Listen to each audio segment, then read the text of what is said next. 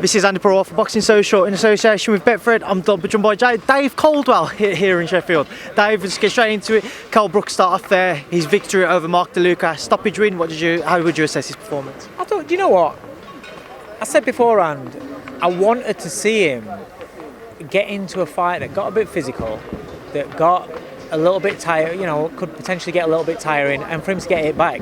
There's no point in him going in there and blasting somebody out in a round or two. And I wanted to see it go past five rounds, just to see how he reacts. If he starts having any doubts, does he start getting tired, and what his mentality is when he starts getting it back. And I thought it was perfect. First couple of rounds, he struggled with his timing. He didn't panic. He fought his way into it. Then he started getting his time. He started busting. He busted DeLUCA's face up with I think it was an uppercut. Blood everywhere. He kept with it. DeLUCA started, because he's tough. He started nailing with some good shots downstairs, catching with the odd shot upstairs, making KELL think, keeping him honest in there. And it went about 7 rounds, and he ended up finishing it with a lovely shot. So it's what he needed, because there's a lot of ring rust and there's a lot of doubts there. And so it's not going to be the perfect performance. You're not going to go in and go, it was absolutely sensational, it was perfect, because there's a lot of things in there, a lot of elements that are going to detract from a performance. But I thought he handled it really well. A lot of pressure on him as well. And now we move on to bigger and better things, hopefully. We obviously saw Liam Smith here today. Would you like to see that fight? I said it on air, that's the one. Liam Smith, KELL BROOK, that has to be made now. Listen, when we start on KELL and Khan, that's not happening. Chased it for years and years. Liam Smith's there. He's an established 154 fighter. He's boxed at world level. He's been world champion. He's boxed at elite level against Canelo. That's the man. That's the man. If you can beat Liam Smith, you deserve a world title shot at 154. Liam's trying to get another world title shot at 154. At that weight, you'd have to say right now, Liam's more deserving, because he's established at that weight division and what he's done. He's willing to fight KELL BROOK. Why not vice versa? Get that fight made. The winner goes on.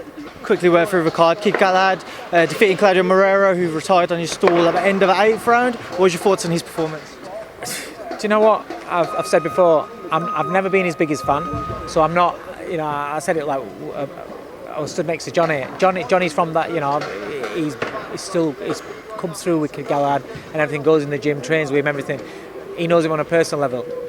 He's always been singing Kid Galahad's praises. I've not. Take it or leave it. I've never been really bothered about watching him fight. Tonight, I really enjoyed watching him box. I thought he was punch perfect. I think he does the dirty things really, really well. Now, it's up to a referee to pull you about your forearm. It's up to a referee about pulling you about stepping on people's feet and holding and gloving the face and stuff like that. But if he's going to let you go ahead and do it. Old school fighters used to do that. Holyfield used to use his head, use his elbow. Tyson used to follow through with the elbow. He uses his tactics effectively. So what it does, it stops the fighter, stops the opponent from thinking about what he's going to do to you, and it makes him think about what are you doing to him. How do I stop him from stepping on fire? What's happening with my head? Why am I getting put into this position? Get frustrated, looking at referee, complaining, looking at your corner. What do I do here? He's too busy thinking about all that. He's not thinking about how he can beat Kid Galahad anymore. And then once that ambition starts draining away, after round 5, Marrero looked out of the ring. I looked at his face. I thought, his ambition's completely gone now. He doesn't think he can win the fight. He hasn't got one clue on how to beat this kid. And then you saw, once he stopped throwing punches, you start then seeing Kid Galahad throwing more punches. His output goes up more. Instead of just being dirty and rough, he starts letting all the shots go and starts breaking him down. That's what he did. No, about to be shifted. So very quickly, Terry Harper defeating Eva Wallström again. Your thoughts? That's fantastic. I thought she did everything that she needed to become world champion tonight. I thought her feet, her fast stands, her sharp straight punches, but then she altered her tactics when Wallström altered her tactics. So it showed her maturity there and being able to handle the situation. So I was really impressed with her. And finally, Callum Beardo, the man you manage. How would you assess his performance and win? I'm over the moon for him. Getting on a show like this, I'm over the moon with him. He boxed really well.